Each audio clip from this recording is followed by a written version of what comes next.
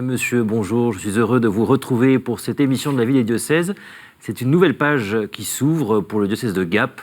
C'est Monseigneur Xavier Mal, ancien recteur du sanctuaire de Notre-Dame de la Prière de l'île Bouchard, qui sera consacré évêque de Gap le 11 juin prochain en la cathédrale de Gap. Nous aurons bien entendu l'occasion de rendre visible cet événement sur KTO. Mais pour l'heure, nous retrouvons Monseigneur Jean-Michel Di Falco-Léandri. Monseigneur, bonjour. Bonjour. Vous avez été évêque de Gap et d'Embrun jusqu'alors, depuis 2003, et vous êtes aujourd'hui administrateur apostolique. Voilà, apostolique du coup. Oui, de fait, c'est pendant la période entre la nomination du nouvel évêque et sa prise de possession donc du siège du diocèse, le pape peut nommer un administrateur apostolique, ce qui est mon cas, pour assurer la vie du diocèse en attente de l'arrivée du nouvel évêque. Voilà. Et du coup, pendant cette émission, nous allons revenir avec vous sur quelques points saillants de votre épiscopat. Et en ce mois de Marie, nous ferons une petite immersion dans ce si beau sanctuaire Notre-Dame du Lot, qui vous est cher. Vous nous parlerez du centre diocésain, nouvellement rénové, qui sera animé par des membres d'une nouvelle communauté brésilienne. Et nous parlerons également du denier de l'Église avec cette affiche mémorable qui a fait beaucoup parler d'elle. Et pour commencer, je vous propose de nous rendre dans le sanctuaire Notre-Dame du Lot. C'est tout près de Gap, Notre-Dame du Lot. Oui, c'est un quart d'heure, 20 minutes. Et c'est là où vous allez vous retirer, du coup, après pour votre retraite ? Ce n'est pas ce qui est prévu. Vous savez, en général, il est préférable de ne pas rester dans le diocèse pour laisser le champ libre aux successeurs. Bon, très bien. Regardons ce reportage de Gabriel Massé qui nous présente Notre-Dame du Lot et Benoît Trancurel. Au cœur du diocèse de Gap et d'Embrun, perdu dans les montagnes des Hautes-Alpes, il existe un refuge marial, un sanctuaire dans lequel la Sainte Vierge Marie est apparue pendant plus de 50 ans à la vénérable Benoît Trancurel. En plus des nombreux pèlerins qui viennent chaque année à Notre-Dame du Lot, c'est également un des grands lieux spirituels pour les fidèles du diocèse.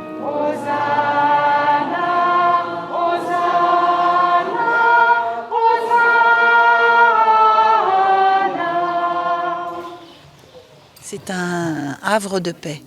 On y amène un petit peu toutes ces angoisses, toutes ces tristesses quelquefois, toutes ces intentions de prière que les uns et les autres nous confient. Et bien, quand on monte au lot, on a l'impression qu'on arrive à décharger tout ça. Sur un petit diocèse comme le nôtre, ce sanctuaire a une place particulière. On l'appelle le poumon du diocèse. Ça veut bien dire ce que ça veut dire. On est vraiment sur un lieu qui fait respirer le diocèse, mais qui respire aussi grâce à son diocèse. Ce sanctuaire qui accueille tous les ans près de 170 000 pèlerins s'est vu offrir ces dernières années une nouvelle jeunesse.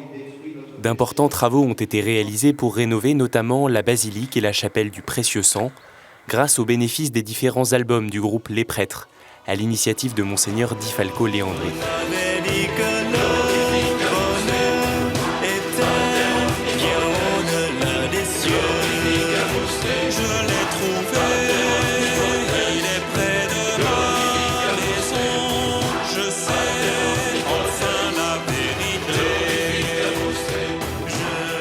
Un sanctuaire qui attire donc des pèlerins toujours plus nombreux parce que son message est plus que jamais d'actualité. Les apparitions au lot datent d'il y a 300 ans, enfin ça fera 300 ans l'année prochaine qu'il y a eu les dernières apparitions du lot, et en même temps il y a une actualité du message du lot qui est surprenante. Sur le rapport au temps, sur le rapport au corps, sur le rapport aux autres.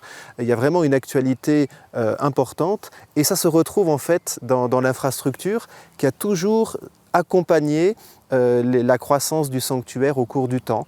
Et actuellement, on est sur un sanctuaire qui a une belle structure, qui a aussi des projets, puisque nous avons une basilique de 350 places. Et dès qu'arrivent les beaux jours, il n'y a plus assez de place pour pouvoir mettre tous les pèlerins. Alors on a le projet de construire une nouvelle église, non pas en substitution du cœur du sanctuaire, qui est la basilique dans laquelle il y a la chapelle des apparitions, mais pour permettre d'accueillir tous les pèlerins qui viennent nous rendre visite. Dans les pas de Benoît, le sanctuaire Notre-Dame du Lot est un lieu pour se ressourcer, se reposer dans la douceur et le calme, et venir demander à notre Seigneur sa miséricorde. Benoît Trancurel est né en 1647. Elle a eu des apparitions à partir de l'année 1664 jusqu'à sa mort en 1718. Benoît avait reçu la mission de conduire les pécheurs à la réconciliation avec Dieu. Guidée par la Vierge Marie, elle allait voir les personnes et elle les aidait à faire la lumière sur le fond de leur cœur. Ici, à Notre-Dame-du-Lot, il y a 54 années d'apparition et la grâce, en fait, ne s'est pas arrêtée à la mort de Benoîte, puisque, depuis 350 ans, les pèlerins viennent ici au Lot, se sentent appelés à faire une démarche de retour à Dieu, de réconciliation avec lui, à travers notamment le sacrement de la confession. Et cette grâce, elle vient toucher les cœurs, les éclairer et les aider à accueillir la miséricorde de Dieu. Le 3 avril 2009, Benoît était reconnu vénérable par le pape Benoît XVI. Le procès de béatification, ouvert en 1981 par Saint Jean-Paul II, est toujours en cours. Il ne manque qu'une seule chose, la reconnaissance miraculeuse d'une guérison inexplicable, directement imputable à la petite bergère du Lot. Voilà, Monseigneur, vous allez bientôt fêter les 300 ans de la dernière apparition, donc en 2018. Pourquoi vous êtes-vous mobilisé pour ce sanctuaire ? Bien d'abord parce que c'est quand même une grâce, une chance, un privilège dans un diocèse que d'avoir un sanctuaire.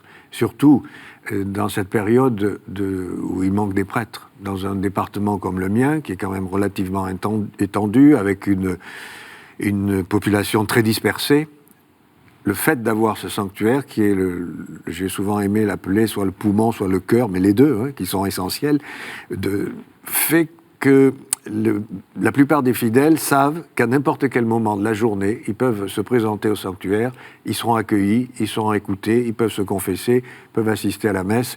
Je pense que c'est vraiment une grande chance que d'avoir un lieu tel que celui-là. Et bien sûr, j'ai voulu, pendant les années que j'ai passées dans ce diocèse, j'ai voulu le valoriser. Et surtout, à ma grande surprise, j'ai appris que mes prédécesseurs, sans doute pour la même raison que moi-même, pensant que ça avait été fait dans le passé, n'avaient jamais reconnu officiellement les événements qu'a vécu Benoît Trancurel. Donc, chose qui a été faite en 2009. Et donc, c'est ce que j'ai fait en 2009. Voilà. Et où en est d'ailleurs la béatification de Benoît Trancurel ? Eh bien, comme ça a été dit tout à l'heure, on attend qu'une guérison soit reconnue comme relevant de Benoît Trancurel. Guérison miraculeuse, du coup. Voilà. Mais pour le moment, il y a eu un certain nombre de guérisons, mais les critères sont des critères sérieux, importants, et donc jusqu'à présent, ça n'a pas été encore reconnu, mais il faut faire confiance. Et 54 années d'apparition de la Sainte Vierge Marie, c'est exceptionnel dans l'histoire de l'Église. Quel message pour l'Église de notre temps ? Écoutez, je ne sais pas s'il y a un message particulier quant à la durée, mais en tout cas, ça a permis justement de recueillir pendant toutes ces années ce que Benoît Trancurel a accueilli dans son cœur et a fait partager à son époque à celles et ceux qui se présentaient à elle. Vous avez un projet d'église Alors il y a un projet, bien sûr, le recteur l'a rappelé tout à l'heure dans l'interview, mais aujourd'hui nous avons tout ce qu'il faut, c'est-à-dire les permis de construire, les lieux, les architectes ont travaillé, il ne manque qu'une chose, c'est tout ce qui est nécessaire financièrement pour la réaliser, bien que beaucoup se soient mobilisés, la filière bois du département qui est prête à nous aider, du côté du béton aussi, il y a des entreprises qui sont prêtes à nous aider, mais on ne peut pas se lancer dans un chantier, il suffit de relire l'Évangile pour ça, sans avoir pris le temps de s'asseoir et de se dire est-ce qu'on a les moyens d'aller jusqu'au bout. Et le groupe Les Prêtres, dont vous avez participé à la création et à le groupe Laura. des prêtres n'a pas contribué à la construction d'une future église, mais en revanche a largement contribué à la rénovation du sanctuaire. On voit d'ailleurs quelques images, en l'occurrence des prêtres, mais de la rénovation également de la basilique Notre-Dame-du-Lot. Et quelle est finalement la vocation spécifique de ce lieu ? Vous savez, ça se résume en quelques mots, le refuge des pécheurs. C'est-à-dire l'accueil de personnes, et c'est les prêtres qui confessent le disent, c'est vraiment dans beaucoup de cas des personnes blessées, qui ont eu des vies parfois complexes, difficiles, douloureuses, et qui, arrivant dans ce lieu, qui est un lieu vraiment de paix, se sentant accueillis, peuvent se libérer de blessures qui ont marqué leur vie, parce que c'est pas un lieu, bien que ce soit refuge des pécheurs, c'est pas un lieu culpabilisateur, mais c'est au contraire un lieu libérateur. Avec le sacrement de la réconciliation, voilà. avec le paysage et des paysages extraordinaires, mais également avec l'huile L'huile Il y a qui peut l'huile être... aussi, bien sûr, mais je crois que ce qu'éprouvent les personnes qui découvrent le sanctuaire pour la première fois, toujours le mot qu'ils emploient, c'est la sérénité, la paix. Il y a une sorte de libération intérieure qui fait qu'on a, pour beaucoup d'entre eux, ils ont besoin d'aller trouver un prêtre pour parler de leur vie, pour être écoutés, pour demander pardon. Monseigneur, je vous propose de parler maintenant de la pastorale des jeunes. Vous avez récemment voulu un nouveau centre diocésain, le centre diocésain Pape François au cœur même de Gap, un lieu ouvert à tous et tous les jours. Nous avons visité les lieux avec le Père Sébastien Dubois, curé de la paroisse Saint-Arnoux, et également des jeunes de la communauté brésilienne Palavra Viva qui venaient d'arriver. Alors ici, nous sommes au centre diocésain Pape François, qui est tout neuf, qui a été inauguré il y a à peine un an, qui a été souhaité par notre évêque. Il avait eu l'opportunité d'avoir ces bâtiments qui étaient la propriété d'une congrégation religieuse dont il ne reste plus qu'une sœur maintenant. Et c'est des bâtiments qui étaient vétustes, qui tombaient même un peu en ruine, qui manquaient d'entretien.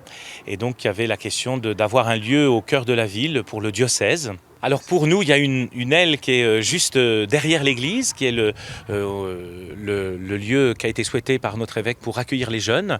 Donc il y a une cathosphère, c'est un lieu qui est ouvert tous les jours pour tous les jeunes qui le souhaitent, pour venir passer un moment. Et donc ça c'est le rez-de-chaussée. Au premier étage, il y a des salles d'aumônerie. Et puis au deuxième étage de cette aile-là, qui est donc juste derrière l'église, derrière moi, eh bien il y a une communauté nouvelle qui a été accueillie depuis quelques jours maintenant dans le diocèse, une communauté qui vient du Brésil, Palavra Viva, et qui est là pour être au service de la pastorale des jeunes du diocèse. Alors pour nous, la musique, elle a une grande importance aussi. Notre pays, le Brésil, aime beaucoup chanter, danser. On espère pouvoir aussi par la musique porter une manière de prier, de s'adresser à Dieu ou d'expérimenter une joie différente.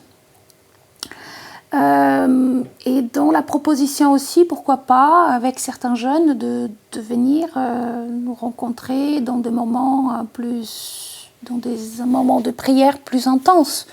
Disons, si nous sommes à la cathosphère et on rencontre les jeunes, on va créer une amitié, une confiance où ils sont capables de nous raconter des choses et pourront peut-être venir dans d'autres événements qu'on va proposer. Monseigneur, cathosphère, c'est votre manière à vous d'accueillir les jeunes, pour les attirer à la fois?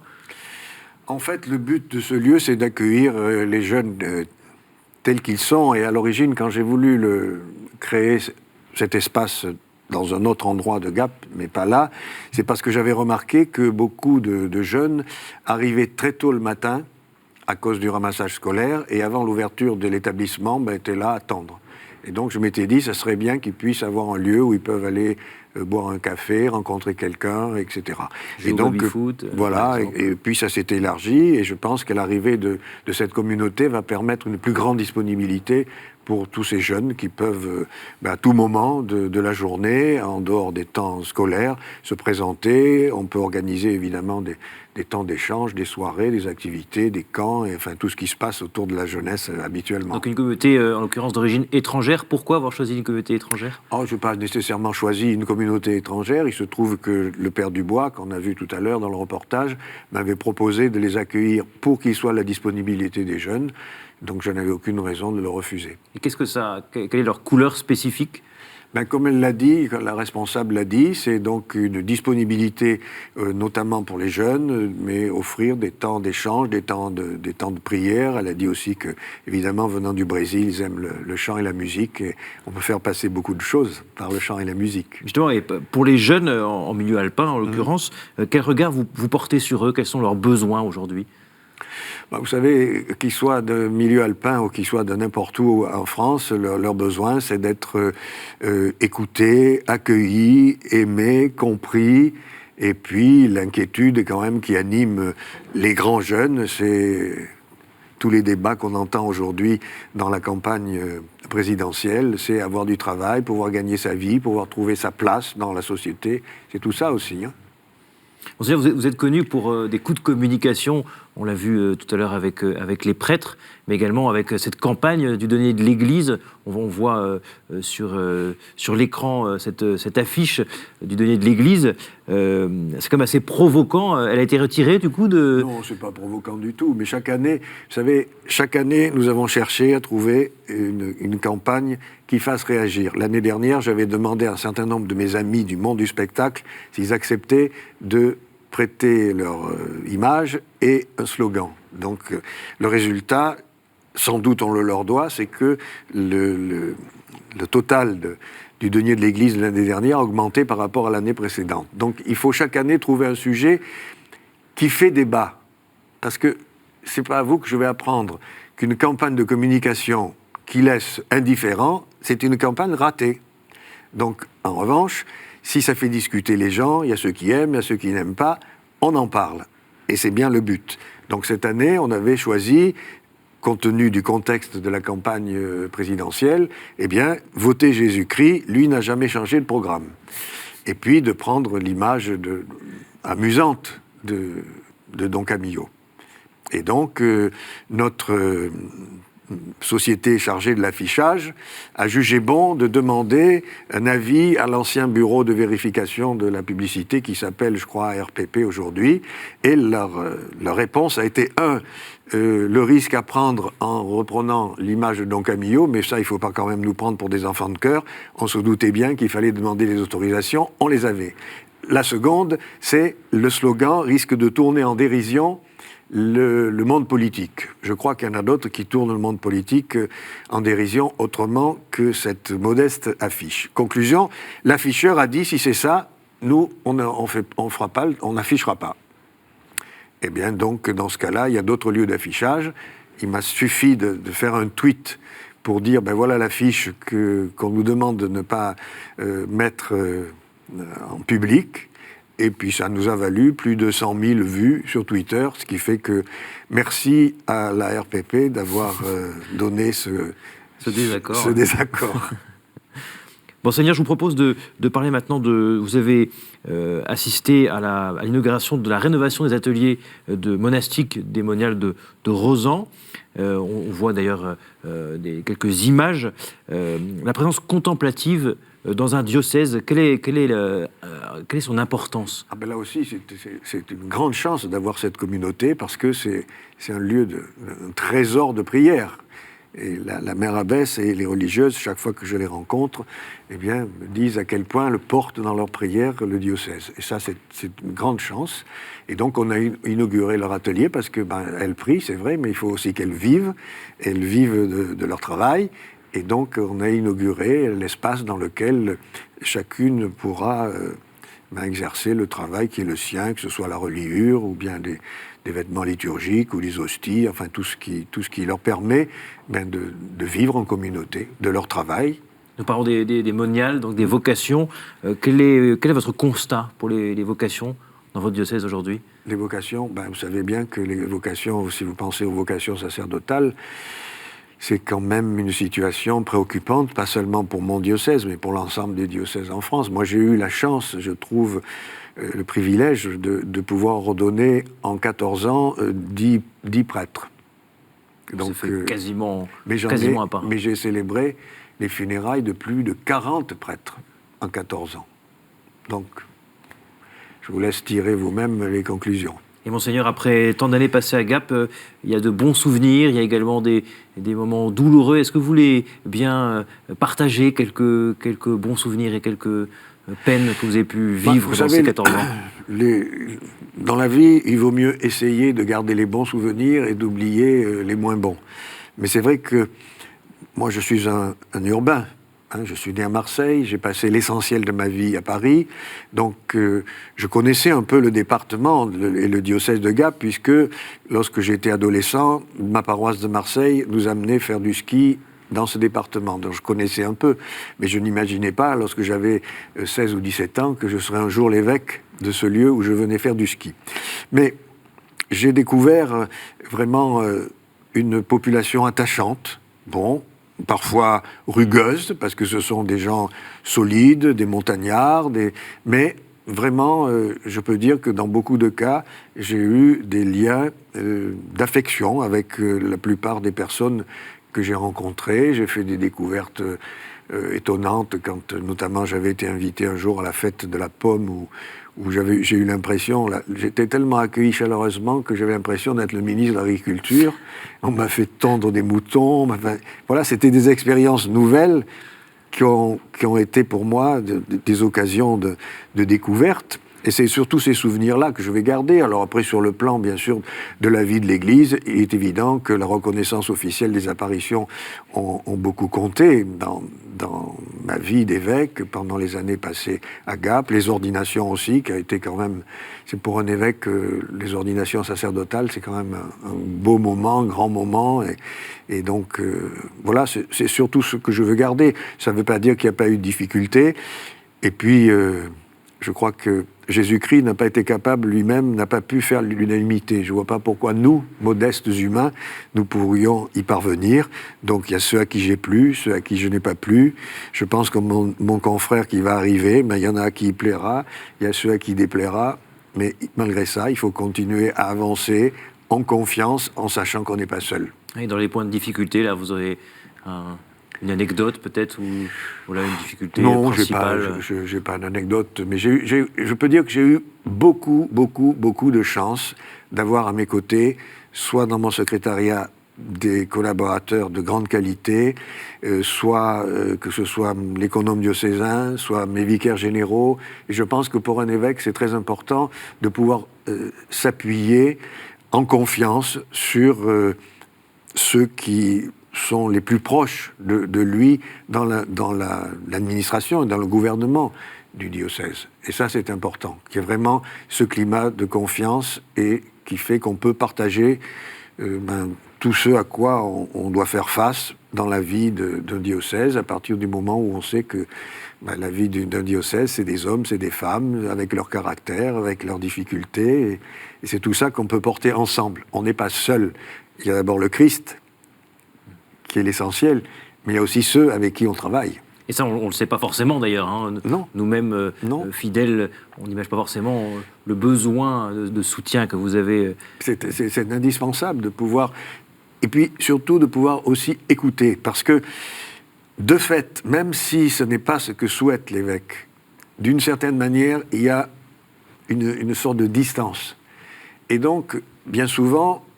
quand on veut faire passer un message à l'évêque, on passe par les collaborateurs.